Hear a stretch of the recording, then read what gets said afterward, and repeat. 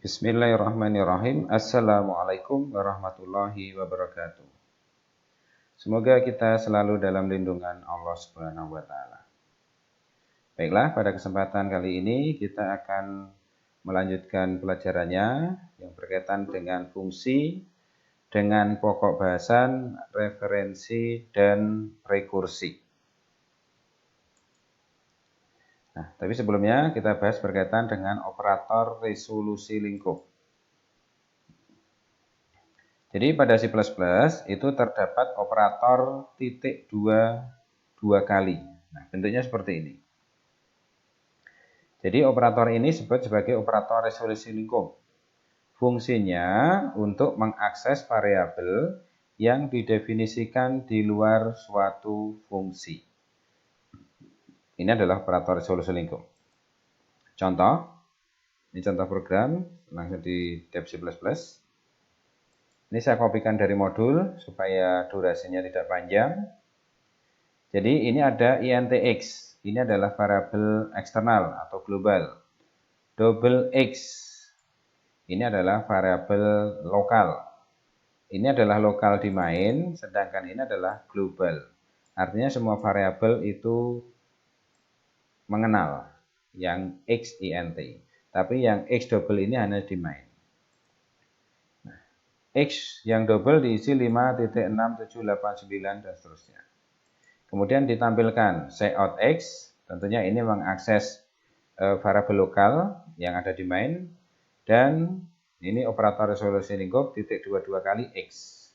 Tentunya ini mengakses x yang ini 50. Jadi ini bernilai 50, ini bernilai 5,678 dan seterusnya.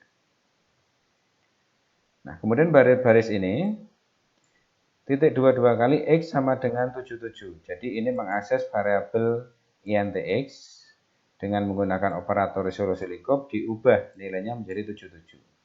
Sehingga saat ini x adalah 5.67890, ini adalah nilainya 77. Kita coba untuk jalankan.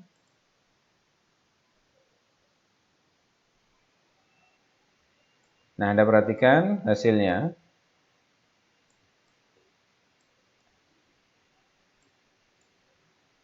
Hasilnya x yang lokal 5,678. Kemudian x ini adalah 50. Ini yang global.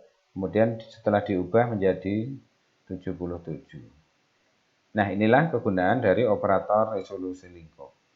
Nanti akan kita pelajari lagi ketika kita belajar dasar object oriented programming. Saya lanjutkan. Untuk referensi. Nah, referensi digunakan untuk memberikan nama alias dari suatu variabel. Bentuk pendeklarasiannya ini int dan ref, nama variabel. Nah, dan ref ini adalah nama referensinya. Nama variabel ini adalah nama variabel yang akan diberikan nama alias. Jadi ketika variabel itu sudah mempunyai nama alias, maka dia mengenal nama variabel ini. Jadi contohnya seperti ini. Seseorang namanya misalkan anggap aja Budi, punya nama alias Jono misalkan. Berarti si Budi itu ketika dipanggil dengan nama Budi dia akan menyahut, dipanggil dengan nama Jono dia akan menyahut. Karena itu merupakan nama aliasnya. Nah, konsep referensi seperti itu. Jadi ketika suatu variabel itu ada nama lain, maka nama lain itu bisa digunakan untuk mengakses variabel. Nah, untuk mengakses variabel dengan nama lain itu disebut dengan referensi. Bentuknya seperti ini. int dan ref. Ini nama referensinya sama dengan nama variabel. Ini nama variabel yang akan diberi nama alias.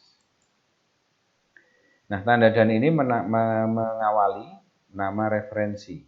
Jadi harus disertakan. Kalau nggak disertakan tidak bisa. Nah, kemudian setelah pendeklarasian ini, ref yang ini, referensi ini akan menjadi nama alias dari nama variabel. Nah, Pengubahan nilai terhadap nama variabel, jadi jika nama variabel diubah, dapat dilakukan melalui nama variabel ini atau melalui referensi ref. Kenapa bisa? Karena ref dan nama variabel ini menunjuk pada satu tempat, sehingga pengubahan nilainya itu dari ref atau nama variabel. Contoh, nah ini langsung saya kopikan, int int dan r sama dengan i. Jadi r ini nama alias dari i sama dengan 10. I dicetak, i ini ditampilkan isinya 10. R ditampilkan tentunya isinya 10 juga. Kemudian yang kedua, ini dari R ngubahnya. R sama dengan 55. I ditampilkan 55, R ditampilkan juga 55. Saya compile.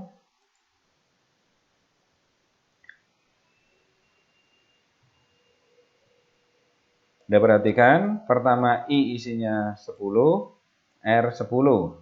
Kemudian ada pengubahan dari R, I isinya 55, R 55. Nah, inilah konsep dasar dari referensi. Saya lanjutkan.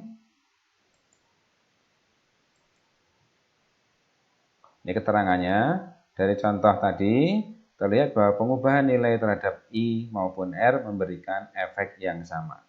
Jadi ketika I diubah, R-nya pun berubah.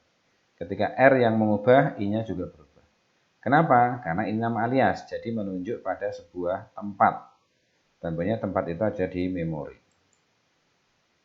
Nah, operator juga bekerja pada suatu variabel maupun referensinya dengan efek yang sama. Contoh, jadi operator yang bekerja pada suatu variabel maupun referensinya efeknya sama. Ini. Jadi Anda perhatikan di sini I sama dengan 55 dan R ini referensinya sama dengan I. Jadi I ini punya nama alias R. Kita perhatikan I tampilkan, R tampilkan. Tentunya ini 55. I plus plus, I-nya naikkan.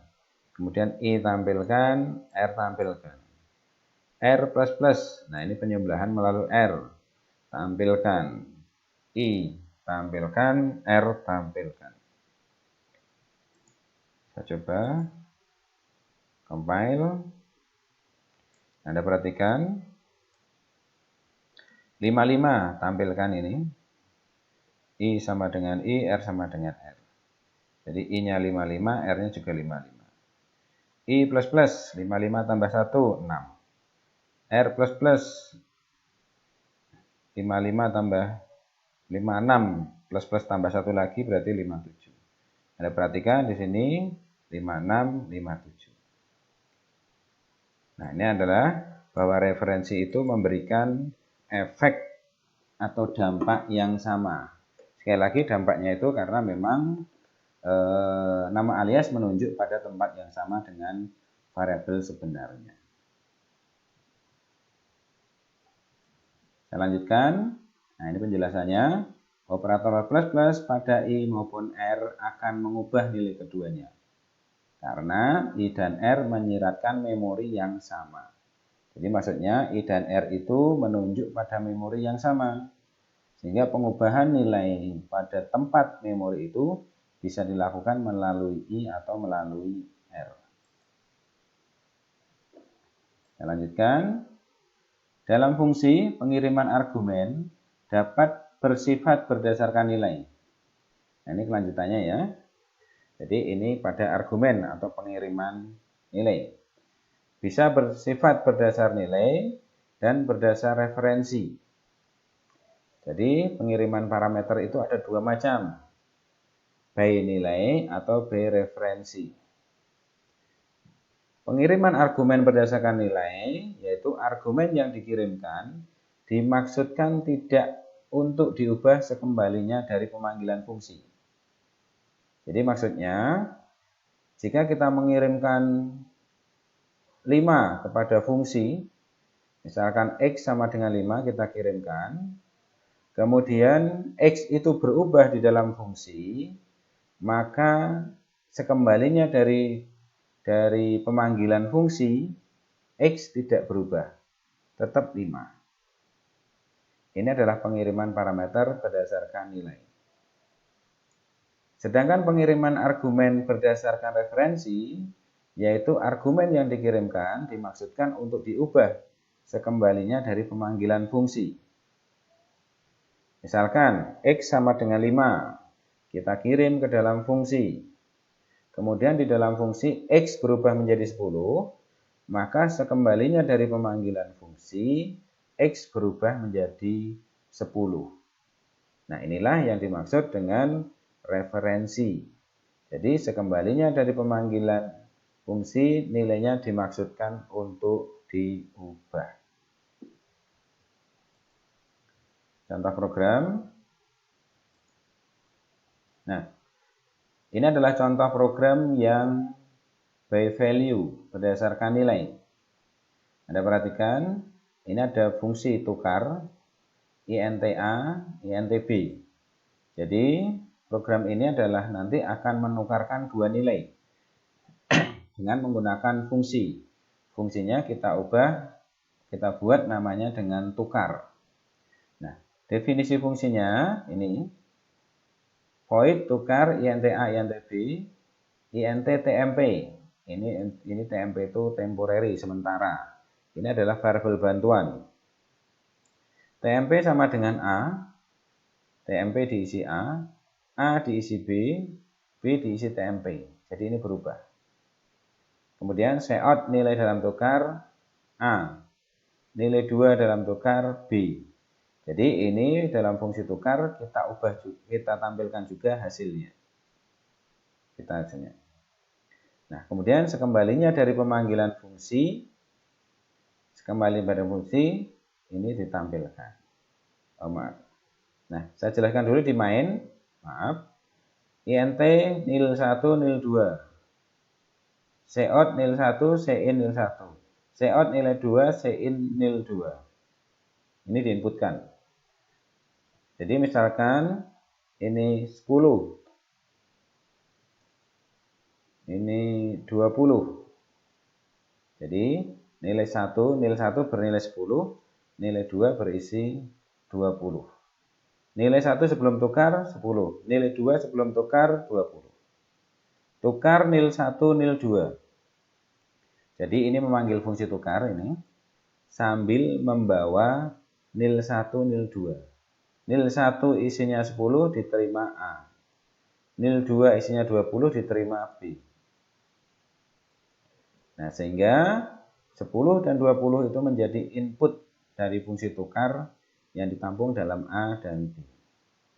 Nah, di dalam fungsi tukar INT TMP, TMP sama dengan A sama dengan B sama dengan TMP. Nah, di dalam fungsi tukar ini terjadi penukaran nilai. Jadi A menjadi 20, B menjadi 5. Kemudian ini kembali, sini kemudian tampilkan ini. Nilai 1 tampilkan, nilai 2 tampilkan. Nah, sekembalinya dari pemanggilan fungsi ini sama.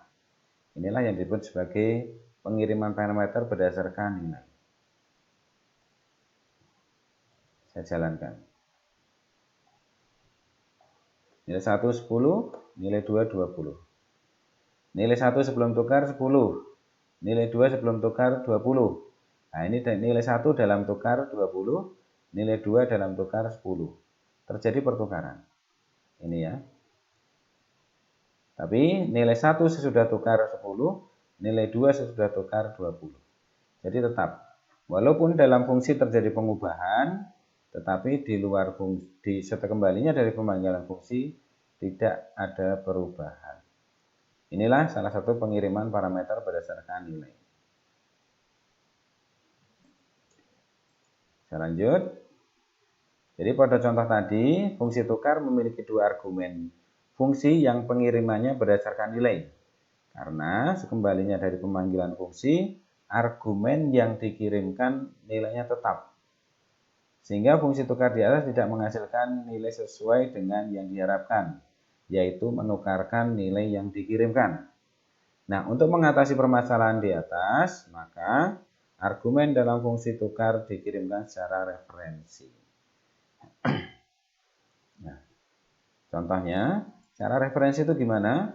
Ini sebenarnya sudah saya buat, ini saya kopikan dari modul sama contohnya. Tapi untuk mengubah, saya pakai yang ini aja, referensi 3. Untuk mengubahnya, ini tinggal tambah dan ini dan. Ini juga dan. Ini juga dan. Nah, dengan bentuk ini, ketika mengirimkan nil 1, yang diterima di sini kan dan A. Nah, dan A ini yang diterima bukan 10, tetapi alamat di mana 10 tersimpan. Nil 2 ini ketika dikirimkan dan B yang di sini ya. Ini yang diterima adalah alamat di mana nilai 2 berada. Jadi B ini sekarang menjadi nama alias dari nil 2. Nah, tadi di depan sudah disampaikan bahwa pengubahan suatu nilai yang menggunakan nama alias itu akan sama. Karena nama alias itu berada pada alamat yang sama dengan yang dialiaskan. Nah, sekarang dengan bentuk ini, saya compile. Kalau misalkan nilai 1 10, nilai 2 20. Nah, Anda perhatikan sekarang. Nilai sebelum tukar 10, nilai 2 sebelum tukar 20. Dalam tukar nilai 1 20, jadi balik. Dalam tukar nilai 2 10. Kemudian sekembalinya dari pemanggilan fungsi, nah ini menjadi 20 10. Sudah berubah. Nah, inilah yang disebut dengan pengiriman parameter berdasarkan referensi. Jadi kalau tidak ada simbol dan-nya, itu berdasarkan nilai. Kalau ada simbol dan-nya, itu berdasarkan referensi. Saya lanjut, array sebagai argumen fungsi. Jadi maksud di sini adalah array dapat juga berkedudukan sebagai parameter dalam argumen fungsi. Ini langsung contohnya. Jadi contoh ini lebih banyak pada bagaimana menuliskan array jika dipakai sebagai argumen fungsi. Jadi bentuknya seperti ini. Ada konstanta nilai untuk baris 10, kolom 10. Void jumlah, ini penjumlahan 2 matrik dengan menggunakan parameter. Parameternya berupa array. Jadi ketika akan menjumlahkan 2 matrik, berarti kita harus punya matrik A, harus punya matrik B, dan matrik C. Dari ketiga matrik ini urutnya berapa? Jumlah barisnya berapa? Jumlah kolomnya berapa? Nah, ini adalah bentuk deklarasi prototipe penjumlahan 2 matrik dengan menggunakan fungsi. Nah, selanjutnya di dalamnya sama. Di sini input baris, kolom, diinputkan matrik A, diinputkan matrik B. Nah, ini pemanggilannya. Jumlah mat A, mat B, mat C. BR baris kolom. Nah, ini di sini. Di jumlah akan diterima matrik A, matrik B, matrik C, dan jumlah baris, jumlah kolom. Ya, di dalam fungsi jumlah dilakukan penjumlahan dari kedua matrik tersebut. Nah, ini konsepnya sama dengan referensi. Jadi, ini merupakan nama alias karena array itu pemrosesannya menggunakan alamat memori. Nah, selanjutnya setelah pemanggilan fungsi jumlah, ini matrik A ditampilkan, matrik B ditampilkan, hasil penjumlahan ditampilkan. Baik, saya coba ya.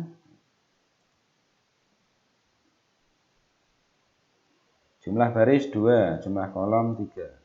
Nah, saja 1, 2, 3, 4, 5, 6, 7, 8, 9. Balik 1 lagi. Nah, perhatikan 1 tambah 7, 8. 4 tambah 1, 5. Yang sini 6 tambah 1, 7. Nah, ini adalah contoh penjumlahan dua matrik di mana melibatkan fungsi. Jadi di sini membuat fungsi jumlah. Nah, untuk contoh ini sudah baku. Artinya ketika Anda akan membuat harus seperti itu. Harus seperti ini ya. Jadi tidak boleh berubah. Jadi Anda harus hafalkan, harus tahu. Oke, silahkan dicoba programnya.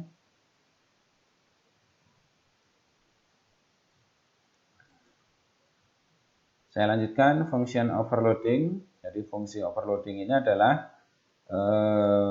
fungsi yang memungkinkan sebuah fungsi dapat menerima bermacam-macam tipe dan memberikan nilai balik yang bervariasi. Jadi selama ini yang kita buat kan fungsinya itu ya harus kita tentukan nilai baliknya apa. Tapi kita bisa membuat fungsi overloading. Jadi kalau kita manggil dengan misalkan tipe bilangan bulat, integer, int, atau kita panggil dengan bilangan pecahan, itu akan bisa menghasilkan hasil yang sama. Nah, ini contohnya int kuadrat, int i, long kuadrat, long L, double kuadrat, double D. Jadi ini namanya sama kuadrat, tapi kita definisikan sebagai int long double.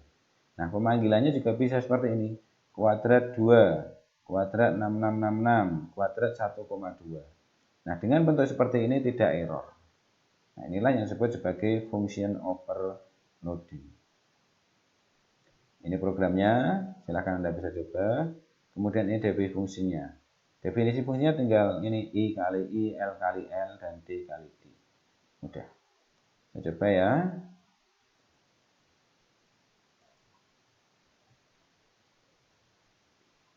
Nah, Anda perhatikan di sini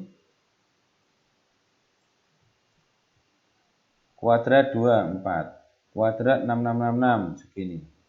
Percaya enggak? Kalau enggak percaya hitung aja. Kemudian kuadrat 1,2, 1,44. Nah, inilah yang disebut sebagai fungsi overloading, di mana kita bisa mendefinisikan atau membuat sebuah fungsi dengan tipe yang berbeda-beda, dengan input yang bisa berbeda-beda. Disebut sebagai fungsi overloading.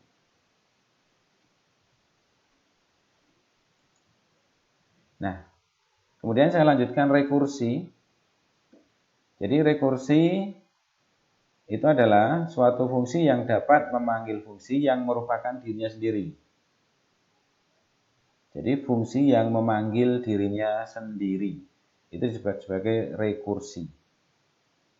Ini nanti memberikan contoh x pangkat n. Jadi x misalkan 2 pangkat 5 itu hasilnya berapa. Ini akan kita selesaikan dengan rekursi.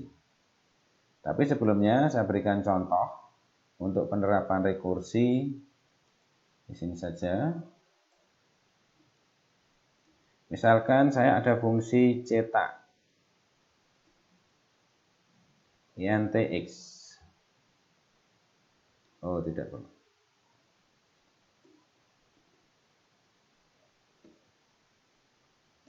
Ini prototipenya. Ini saya hapus. Nah, saya manggil cetak. Nah, di dalam fungsi cetak itu akan mencetak nilai sebanyak 10 kali dengan menggunakan rekursi, yaitu memanggil dirinya sendiri. Ini pertama, saya akan dicetak terus. Nah, ini panggil cetak. Ini rekursi seperti ini. Jadi di dalam dirinya sendiri itu memanggil dirinya. Nah, jadi fungsi yang manggil dirinya sendiri. Ini saya compile, ini akan dicetak terus. Tidak pernah berhenti.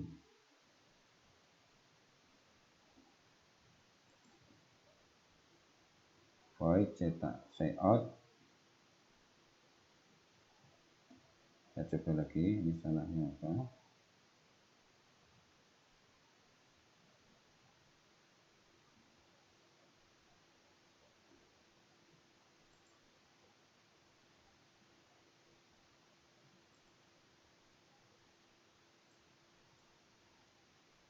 Cout pernah declare. Oh,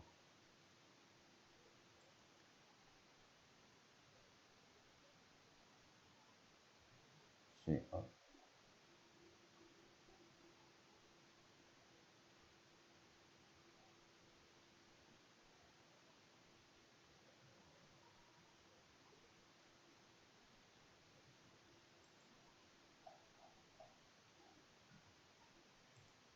Bentar, kenapa salah?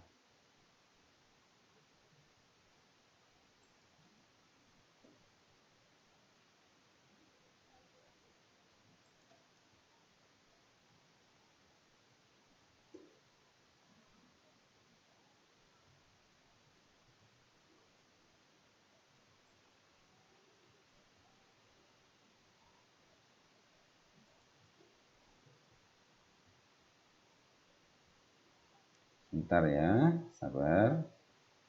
Void cetak. Oke.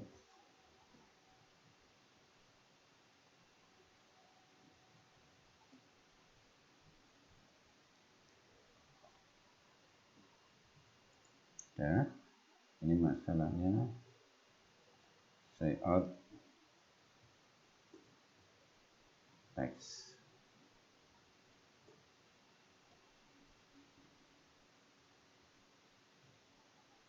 IO string. Konio.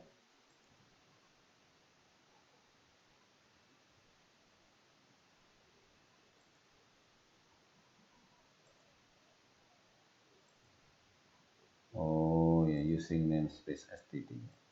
Maaf. Nah, sudah ya. Anda perhatikan ini akan dicetak terus-menerus. Jadi inilah memanggil fungsi yang ada di dirinya sendiri. Nah, ini kalau mau berhenti ya kita kasih seleksi. Ya, saya kasih seleksi. Tapi karena durasi panjang, oke saya kasih seleksi aja. INTI sama dengan 1. If I lebih kecil sama dengan 10,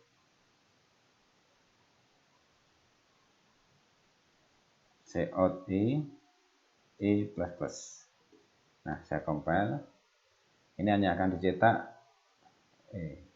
sebentar. If I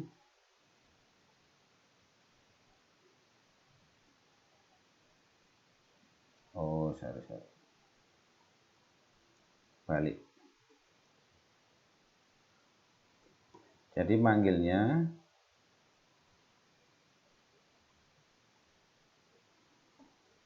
sini.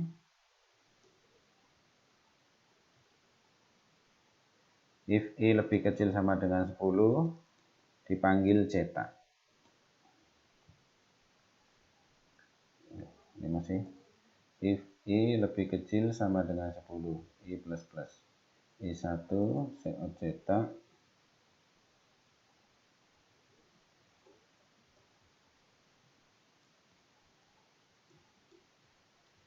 If I, ya. Ini harus kasih kurung awal ya.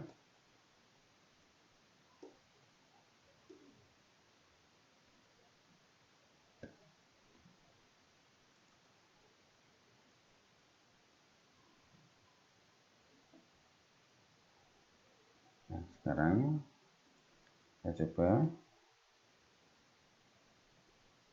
Nah, ini masih. If I lebih kecil sama dengan 10, I plus plus. Oh iya betul. Ini harusnya ini sebelum cetak, maaf ya. Jadi panjang ini durasinya. Nah, Masih salah.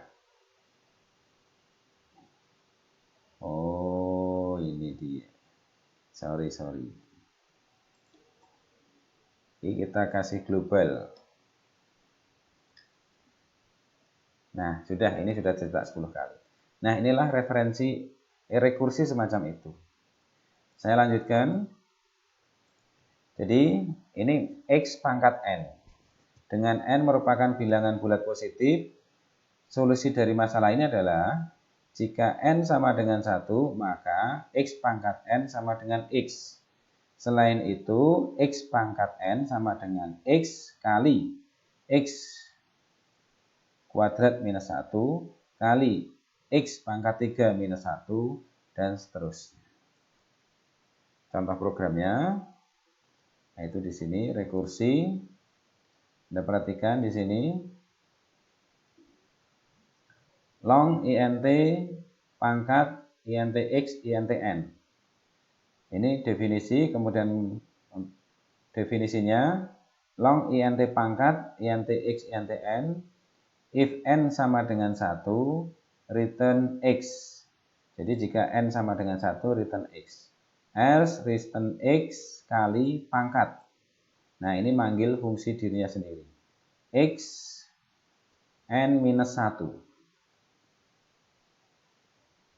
Ini adalah manggil fungsi dirinya sendiri sini. Dengan manggilkan n, ini n minus 1 diterima n.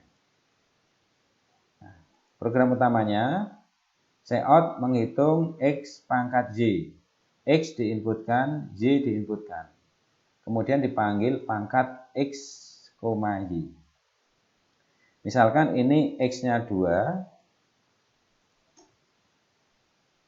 Ini 2. Y-nya 3. Jadi 2 pangkat 3. 2 akan diterima x, 3 akan diterima n. Anda perhatikan. N-nya 3. 3 sama dengan 1, tidak. Berarti else. Return x. Nah, ini berarti x-nya apa? X kali, berarti x-nya 2 kali pangkat. Manggil fungsi pangkat, x-nya 2, n minus 1. 3 minus 1, 2. N-nya sekarang 2. 2 sama dengan 1, tidak. Berarti return x. Nah, ini x-nya kalikan 2 kali pangkat. Pangkat x n minus 1. 2 minus 1 berarti 1. N 1. N sama dengan 1, ya return x. Nah, return x-nya adalah kali 2. Jadi seperti ini. 2 kali 2 kali 2. Berarti 2 kali 2, 4. 4 kali 2, 8. Saya compile. X-nya 2, Y-nya 3. Nah, 8. Kalau panjang, X-nya 3, Y-nya 9.